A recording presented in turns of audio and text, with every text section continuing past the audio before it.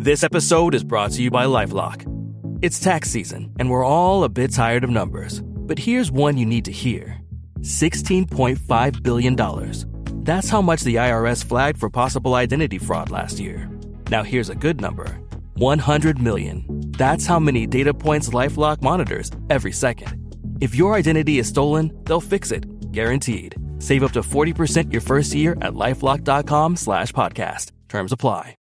Welcome to Good Morning Outdoors, your one-stop shop for the latest news, noteworthy trends, and thought-provoking discussions across the outdoor hospitality industry. From campgrounds and RV parks to glamping, outdoor resorts, adventure travel, and ecotourism, we'll be discussing all things outdoor travel and hospitality, so join us on Good Morning Outdoors every Thursday, wherever you get your podcasts. Good morning. Good morning.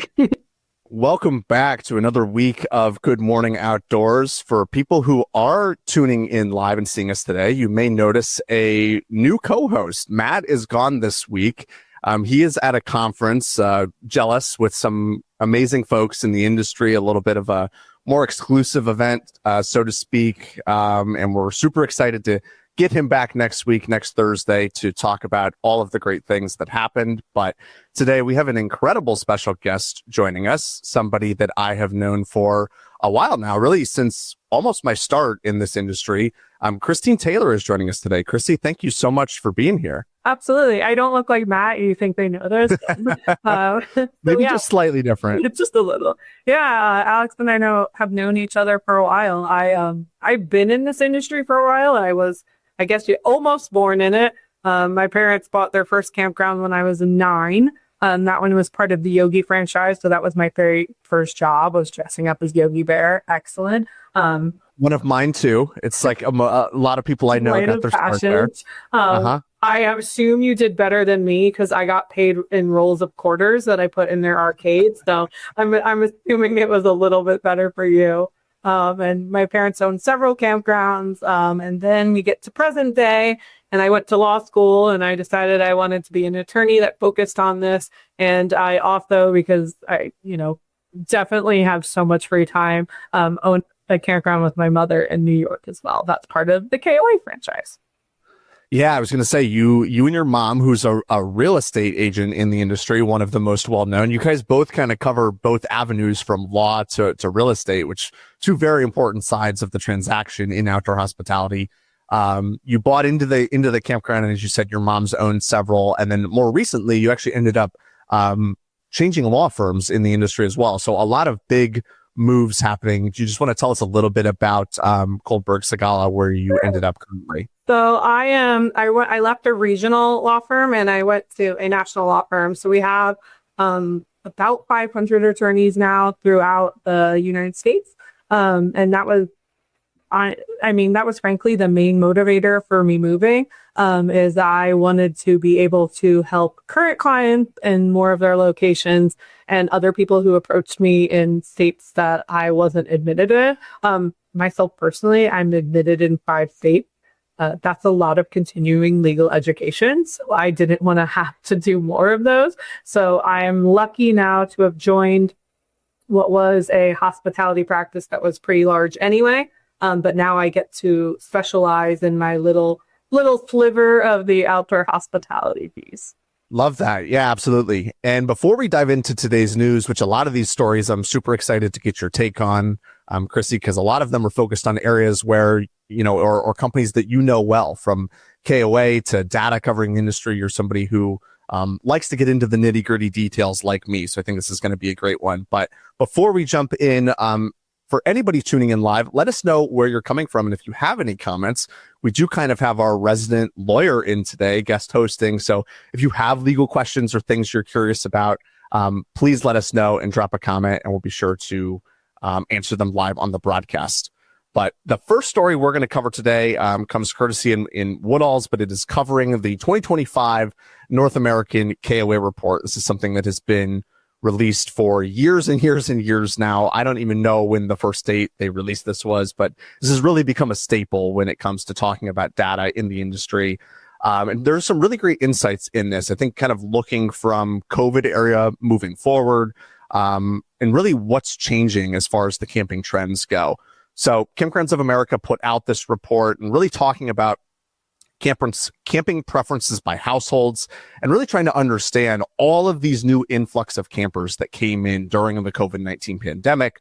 Are they going to stay? And is this something that, is a strengthening of the industry, and what's kind of happening? So really interesting chart, if we could put it up on the screen, talking about camping preferences by households, really looking at the breakdown of tents, RV sites, or RV campers, as well as cabins and glamping.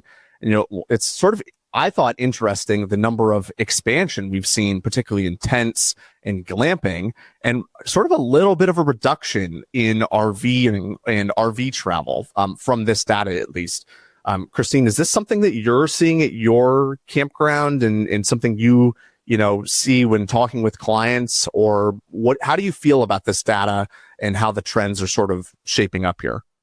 It doesn't entirely surprise me because it just has to do with the aging of the populace and the kind of the new people coming in. So the traditional, for lack of a better term, boomer model was a lot of RVing. Like, that's how I grew up, right? We took our RV, we drove up and down the coast, we did all those type of things. And I think that's reflective of what people were looking for then.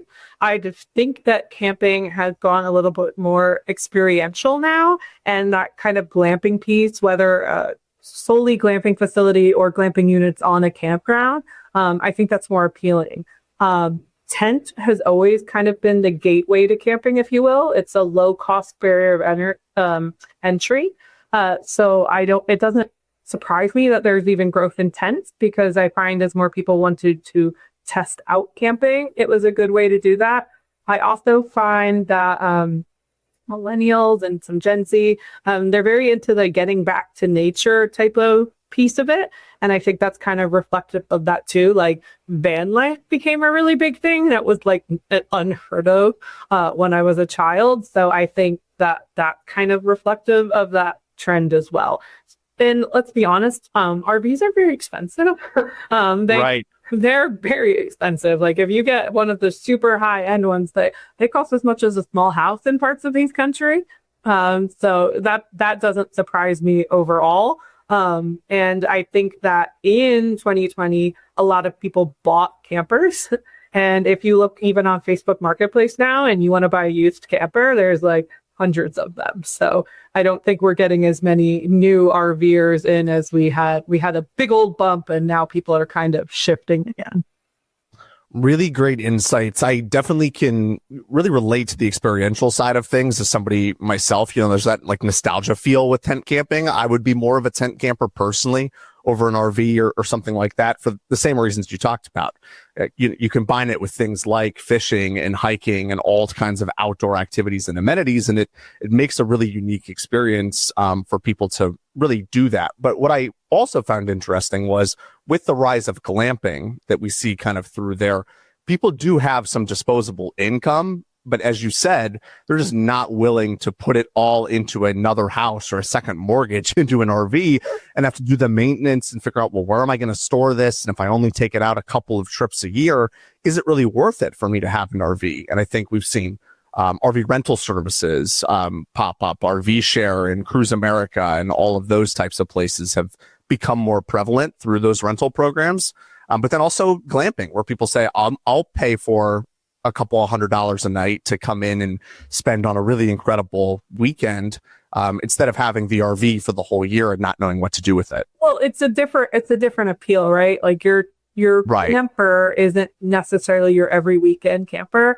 They're more like I want a hotel in nature camper. So I think you're appealing to a different group. I think that what this really should do is that the people who are late to market right now, so maybe some of those mom and pop campground owners who have been a bit resistant to glamping, it really should signal for them that any campground now should probably have one or two glamping type units. It's money that's there, and they should go for it. I'm always a big fan of like, look at the low sites that you have that aren't generating any money because you can't get a nice RV in them and tent campers don't want them. There could be inland sites, maybe tucked back in the woods. Those are perfect for glamping units, especially having that tucked away, secluded feel.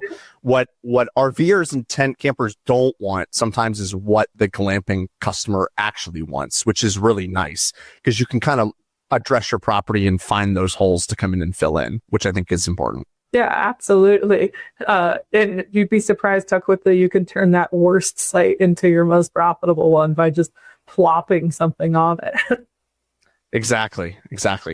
Our next story really kind of complements. We're talking a lot of data today for people who can't kind of maybe want to get a read on where things are going, which is super exciting to me. I think it's great because obviously we're both involved in the operation of campgrounds in some form or fashion, but also have some outward external experience looking at these things as well.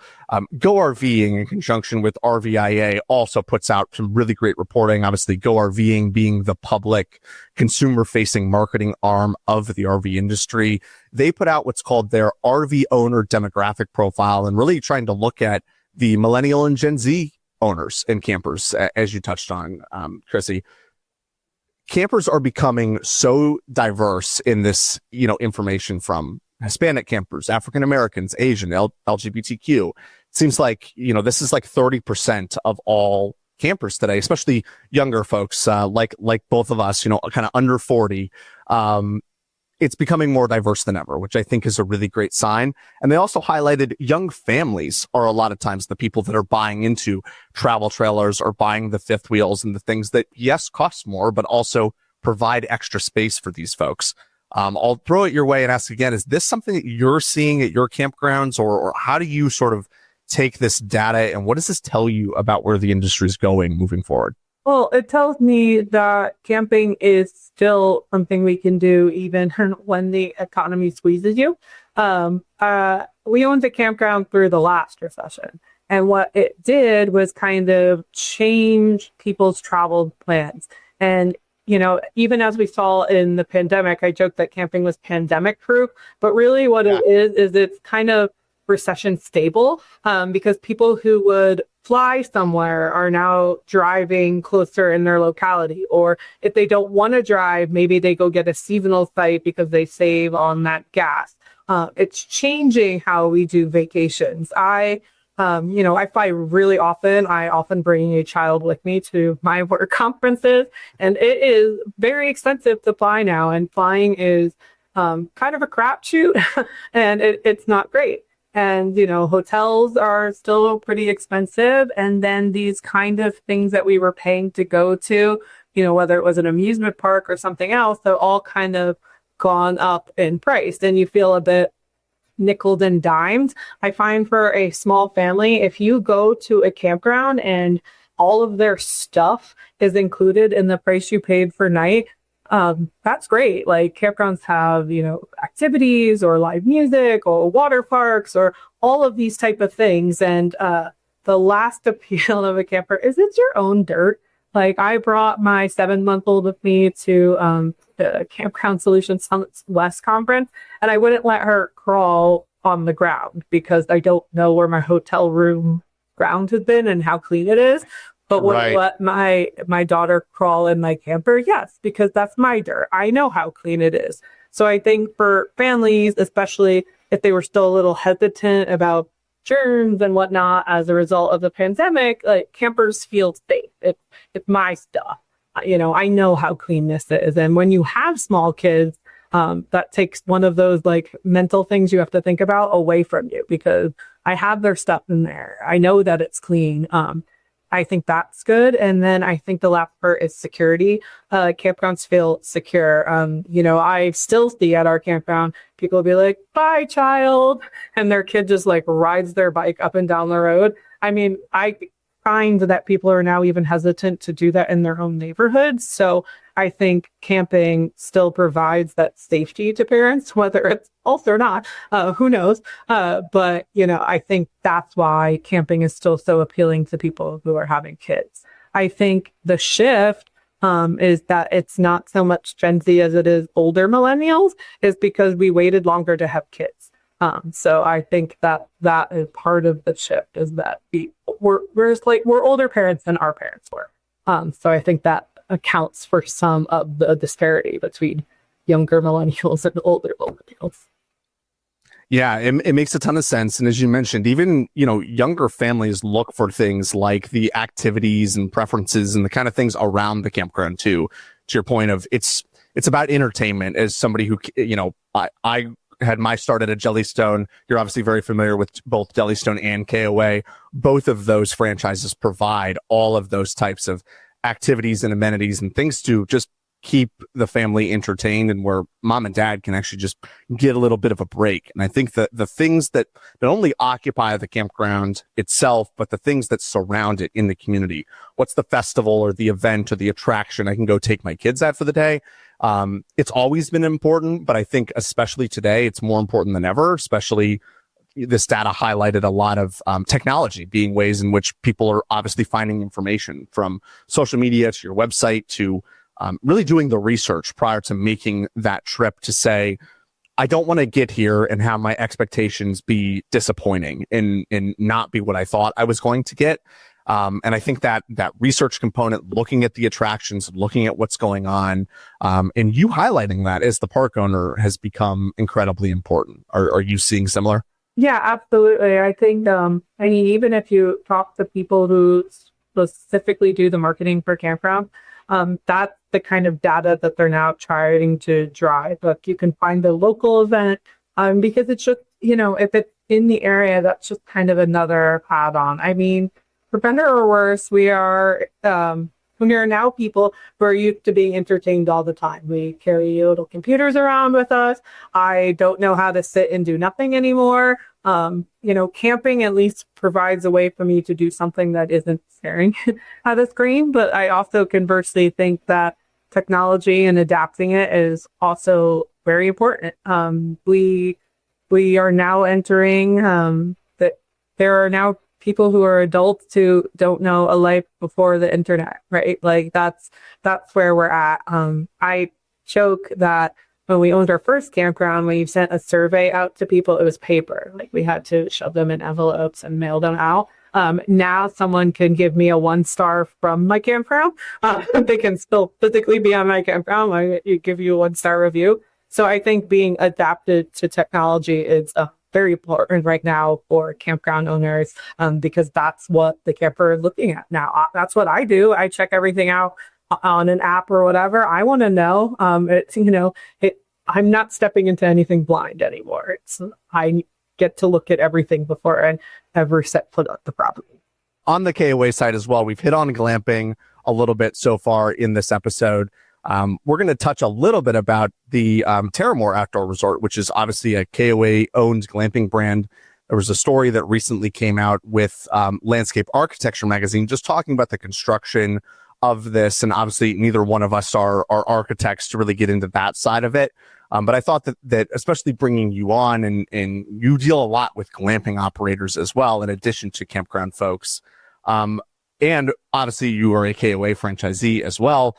Tell me a little bit about, just for starters, give people some background on, maybe why KOA did this, or how they got into this glamping side of the business, and how you've really been incorporating glamping into your own property. I think that is kind of a unique discussion as we look at all of the data we just covered with younger travelers and being more connected to technology, people kind of transitioning maybe a little bit out of RVing and diversifying a little bit into tent camping and glamping. How do you see Terramore kind of fitting into the landscape, and how have you begun to kind of incorporate glamping into your own property? Yeah, I mean, wow, that's a lot of those are some heavy questions. Yeah, I know, right? I'm heavy hitting when we get a guest host. We gotta drive it in hard.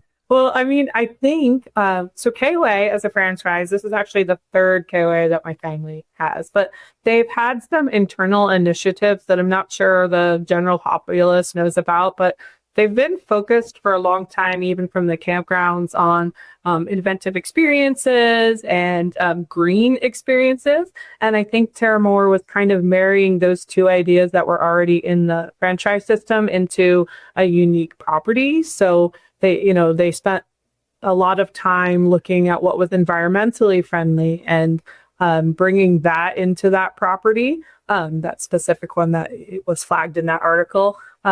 And they already had kind of glamping units that, depending on what level franchise you are, Journey, Holiday, or Resort, there actually is a requirement to have so many types of rental units. So that's always been a kind of a piece of their puzzle. So I think this was, hey, what if we just focused on those two aspects that we were doing a little bit at campgrounds and made it into this bigger thing?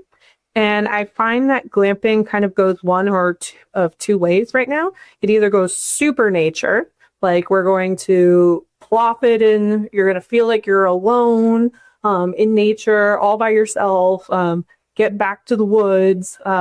That's like the one avenue. Or it's the, hey, we're super high tech and we're just like a hotel that also happens to let you have campfires outside. So we're going to really focus on the tech thing. What I love about like outdoor hospitality as an umbrella is that I say that your property can kind of be whatever you want it to be. And I think that that is kind of demonstrative of that. So, for example, in mine, we're kind of riding the line.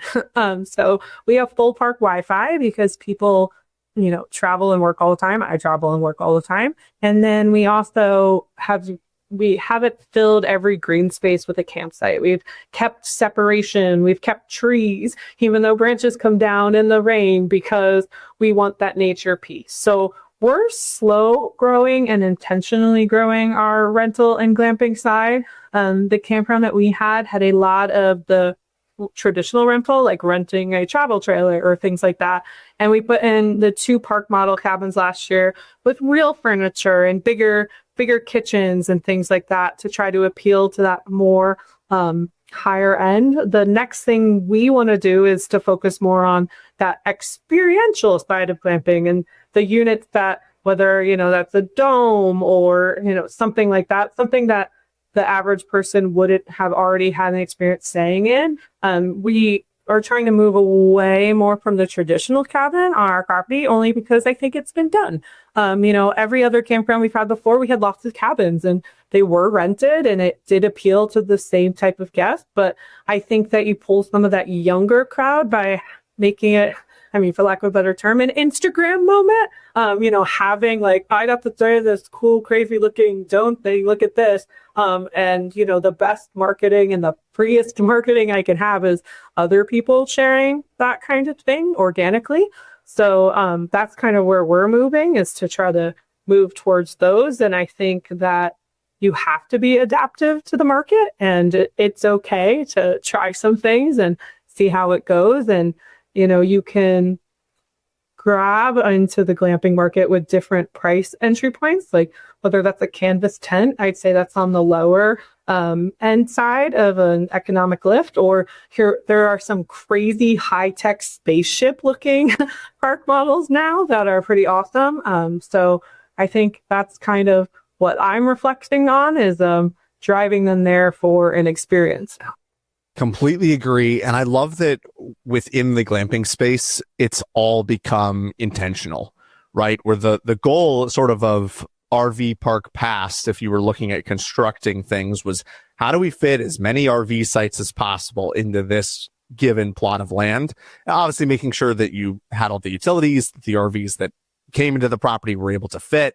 But it was really a numbers game of trying to, what are the few amenities I'm going to put in to draw people here, whether that's a swimming pool or a playground, and do the activities to make it a fun family camping environment.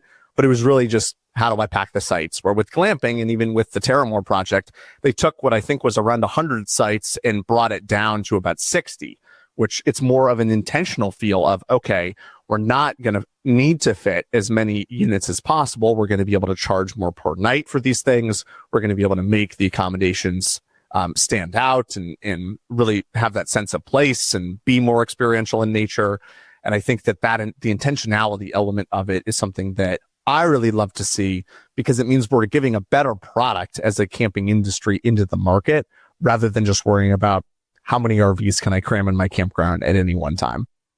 Yeah, I absolutely agree. I think that you also kind of flagged for me something we were talking about earlier, that there's a campground for everyone, right? So I think it allows some creativity to seep into your operations.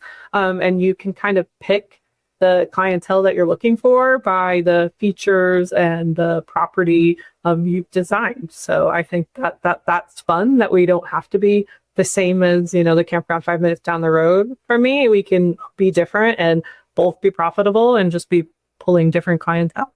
All right, Chrissy, I'm going to give you a chance as we start to wrap up here to talk about your NCA presentation called Things You Should Ask Your Attorney. Now, for folks who don't know, that's the Northeast Campground Association Conference. This was, a couple of months ago now? I feel like this could have been like yesterday or also 6 months ago. Why don't you just kind of give us obviously, we don't have time to do the full rundown of that presentation, but give us the high points for folks who are involved in this space, who maybe they have an attorney that's not you, or maybe they have legal issues that come up. What are some things that people should sort of be mindful of? And what was it that you talked about at this conference? Yeah, absolutely. So you're right. I can talk forever, and this would be another 2 hours all on its own. Right. So let me try to do the greatest hits for you. So the number one thing that I talk about nearly everywhere I go is employment law and employees. This is because of a reflection of the economy. When the economy gets stressed, then former employees think you have lots of money, and they suddenly have all of these problems that never existed before. And it's something to keep an eye on.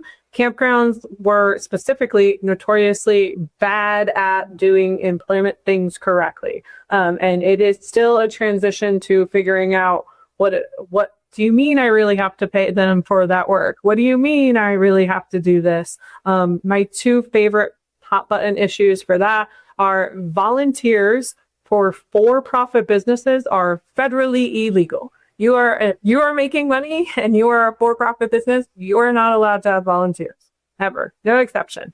So, that one tends to be pretty upsetting for people. And then the other one is, just because I pay somebody a salary doesn't necessarily mean they're exempt from overtime. There are specific duties and specific salary thresholds we have to be meeting for people to be exempt from overtime. And then I guess the last one is work campers, the traditional bartering move. No bueno. Because if they're not reporting their site as income, they are essentially a volunteer, which I just told you is illegal. The other thing that happens, not to mention the liability protections too, when it comes to work campers. I think I've heard it a million times too. Just the general feeling of like, look, if any employee is working, just pay them for the work. That's the simplest way to avoid all of that. And frankly, get them on the books. Yeah. It's the easiest way, because if you get turned into a Department of Labor later, you're paying what you should have paid them. You're paying fines and penalties. And in some cases, there's even criminal charges. And I always joke that if I'm going to go to jail, it should not be for mispaying an employee. So that's that shtick. The other thing that inevitably is going nowhere is injuries. So whether that's your employee getting injured or your guest getting injured, we should be having rules and policies for all of that. You should be asking your attorney about what you can do up front to kind of help lessen the impact of those type of lawsuits. That's kind of the important piece there. And then just my fun, important fact in personal injury is the person who goes and investigates the injury should be a person who is trained on how to speak to the injured guest, because we can't say, I'm sorry. I have a resting smile face and my natural reaction is to tell people I'm sorry all the time. But I'm sorry can be used as a statement against your interest. So you don't ever want to apologize for something happening to somebody, because they could turn around and use that against you in court, which is not fun. So that fun tidbit. What was the other things? Oh, guest removal. Guests are great until they're not. And you should have thought about how we will remove them. I joke, my husband probably doesn't love this, but I say it's like a marriage. I want to know that I still have the availability to get divorced if necessary. So that's what guest removal is like. So that could be paperwork up front. That could be knowing what state law applies to you to help you remove people. All of that is very specific and very important. And then I think the last thing, go ahead. I was going to say, Chrissy, correct me if I'm wrong too, with guest removal, we typically in the camping and outdoor hospitality space want to avoid the term of tenants, right? Absolutely. Probably in all circumstances. Yeah. Again, you tell me if I'm wrong, but for the most part, you're even great. in a lot of seasonal operations or even long-term operations, parks who operate all year round, most of the time, these are not folks who are living there, or we should be trying to prevent them from establishing residency. Yeah, so they should be what we call a licensee, and this works in most states. Asterisks. There are some states that have specific statutes that are like, when so-and-so has been on your property for X amount of days, they're this, and X amount of days, they're this. California is one of those. So you need this blanket language is not helpful in California, where you have a statute that counters it. But generally, they're merely a licensee. So why you want them to be a licensee is license are revocable at will. So what that means is that if I revoke your permission to be here, I revoke your license, then you suddenly become a trespasser. And then everybody kind of knows what to do with trespassers. You can remove them. So that tends to be a good framework to use. Licenses are used for all sorts of things. When you park in a parking garage, you have a license to that parking space. When you go to a ski resort, they're, licensing you the ability to use the hill at that time. So we were in an industry that wasn't utilizing that as much as we could. So that's been my push. So I say you want to look more like a hotel and less like a mobile home park. So like we don't want tenant language. We want to make sure they've put down an address for another place they live. We don't want to receive mail for anybody. We want to be as far from an apartment as possible and as close to a hotel as possible. So that's the kind of stuff that looking at your rules and policies and discussing them with an attorney or someone who knows better to make sure that we've set ourselves up correctly is a big piece of that one. And then my last super fun one is the American with Disabilities Act. Yes. I was going to mention this, especially in New York, the ADA lawsuit in recent years has been huge. So they're not going anywhere. So there's a couple avenues that they come in. The one that is been around and been my nemesis for 6 years now are the website lawsuits. The same attorney that I settled a bunch of them with in 2019, I just settled another case with 2 months ago. So he's still doing these suits. It's very easy for them. They use basically the same complaint and then plug and chug the new business in it. So I always say to people, if your website developer has no idea what you're talking about when you talk about these website lawsuits, not a great web developer. They should at least be informed about what this is. But the facilities issue is actually going to crank up, I think. We in the industry kind of knew already that we should have either had a pool chair or a zero entry pool. That's supposed to be compliant. You could know about ramps and store access and things like that. But technically, there's a whole slew of things we should be doing. When we have rental units, you should have one that's ADA compliant. Like a hotel has so many percentage of rooms that are ADA compliant. You have to have a percentage of your rental units that are. Your campsites, technically, if you're new building campsites, a certain portion of them needs to be ADA compliant, which means a hard packed surface that a wheelchair could navigate around. If you have mini golf, 18 holes, 9 of them have to be ADA compliant. And I don't have a single client or know a single campground that is 100% ADA compliant right now. I just don't. But I just think that this is something that's probably going to get flagged more because there's no exception for us. People will use the term grandfathering in a lot, but in most things, there's no such thing as grandfathering in. And that's not a thing. People would also talk about having ADA plans. That was a defense. That doesn't really work either, because the crux of it is your defense was that it's like not feasible, whether economically or structurally. So I say like a brownstone in New York City, there's a lot of them that don't have elevators or ramps to them because that's just not feasible. But if I completely gutted that brownstone and started from scratch, they'd be expecting me to put an elevator in it. So I can't say, I don't have the money to have a compliant bathroom and then put in a water park. Like that's not going to fly. It might be unfun money. It doesn't look like the sexy thing on your property. But if you're investing money in your property, you also have to be investing it into ADA things. Because again, They traditionally call these kind of drive-by lawsuits, but they basically will be like, oh, I see that it's not compliant. And then they'll nab you for it. And they're always something that is settled. It doesn't make economic sense to fight them because you don't have a defense. You're compliant or you're not. So, this is another avenue where it's really easy for an attorney to come in and nail a bunch of people at one time.